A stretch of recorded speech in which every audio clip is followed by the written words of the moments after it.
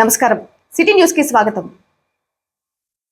ఉమ్మడి కృష్ణా, గుంటూరు జిల్లాల పట్టభద్రుల ఎమ్మెల్సీ ఎన్నికల్లో ఎట్టి పరిస్థితుల్లో తొలి ప్రాధాన్యత ఓట్లన్నీ కూటమి అభ్యర్థి ఆలపాటి రాజేంద్ర ప్రసాద్ కే పడేలా కృషి చేయాలని అందరికీ విజ్ఞప్తి చేశారు ప్రభుత్వ చీఫ్ విప్ జీవి.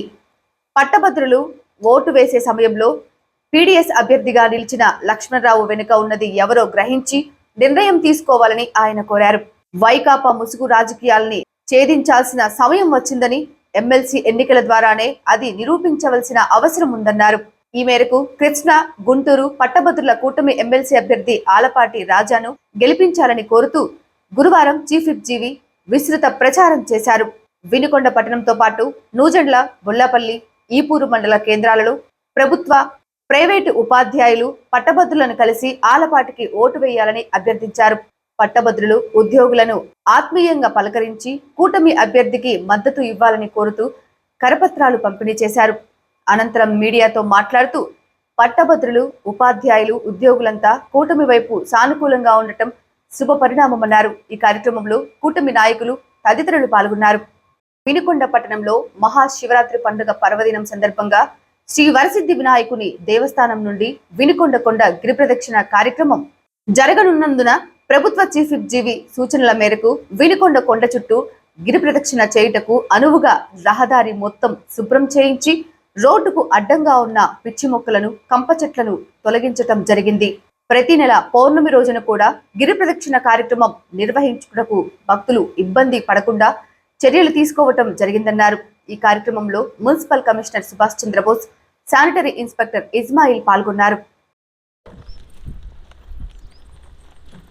మరి వినుకొండ పట్టణానికి అత్యంత ఆధ్యాత్మిక చింతన కలిగిన ఈ ఊరిలో ఇక్కడ విన్నకొండ మరి రామాయణం మనంతా విన్నాం, చదివాం, ఆచరిస్తున్నాం.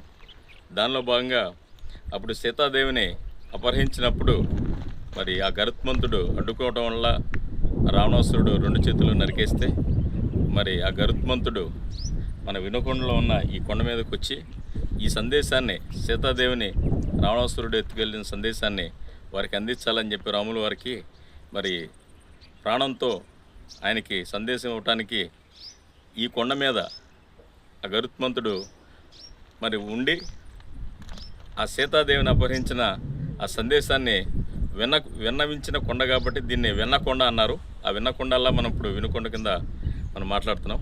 ఈ వినుకొండకి పైన గంగా సమేత రామలింగేశ్వర స్వామివారి గుడికి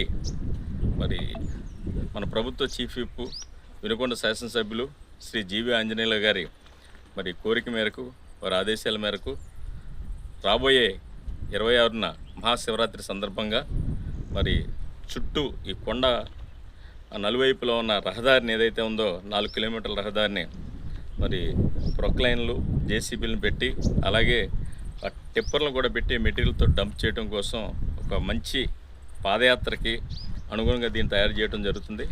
అట్లాగే రాబోయే రోజుల్లో ప్రతి పౌర్ణమి రోజు వారి ఆదేశాల మేరకు అరుణాచలంలో గిరి ప్రదక్షిణ ఎంత ప్రాముఖ్యత 14 కిలోమీటర్లు, అట్లాగే విజయవాడ కనకదుర్గమ్మ ఇంద్రకీలాద్రిని కూడా అక్కడున్న మన ప్రజానీకం దాన్ని ఆదర్శంగా తీసుకుని వారు కూడా ఈ మధ్యనే ఒక 6 నెలల కిందట 7 కిలోమీటర్ల పాదయాత్ర కింద చేపట్టడం జరిగింది. అక్కడ ప్రజలందరూ భక్తితో అదే సాంప్రదాయాన్ని మన వినుకొండలో కూడా కొనసాగించాలని మన ప్రభుత్వ చీఫ్ విప్ గారు, వినుకొండ శాసనసభ్యులు వారు శ్రీ జీవి ఆంజనేయులు గారు కోరిక మేరకు వచ్చే నెల 14న పౌర్ణమి సందర్భంగా ప్రతి పౌర్ణమికి ఈ కార్యక్రమం చేపట్టాలని చెప్పి వారు ఆదేశించారు.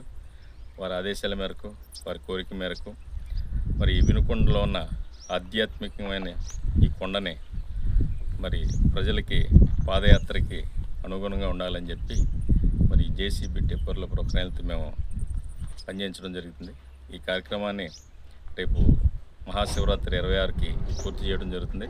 దాని తర్వాత కూడా కొంచెం బ్యాలెన్స్ వర్క్ ఏదైనా మిగిలితే కనుక దాన్ని కూడా వచ్చే మార్చి 14 ఏదైతే ఉందో ఆ 14లో పూర్తి చేస్తామని, ప్రతి నెల పౌర్ణమి రోజు ఈ కార్యక్రమాలు దిగ్విజయంగా జరగాలని